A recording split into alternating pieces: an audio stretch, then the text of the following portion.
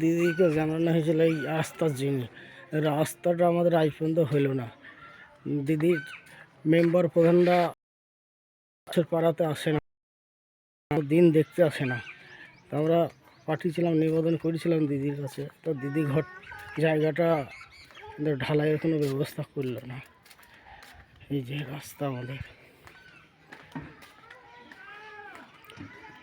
আমি প্রভাত দাস বলছি, শক্তিপুর ব্লক, কাশীপুর অঞ্চল।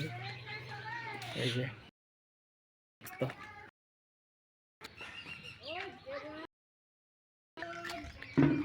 এই রাস্তাটার জন্য আমরা কতবার বলেছি দিদিকে, দিদি এখানে শোনেও না। দিদির মেম্বাররা নিজে নিজে নিয়ে ব্যস্ত, প্রধানও আসে না দিকে।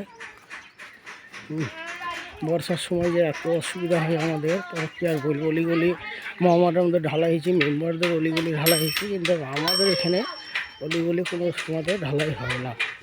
এতবার দিদিকে জানিয়ে দিদি এটা করার কোনো চেষ্টাই নাই।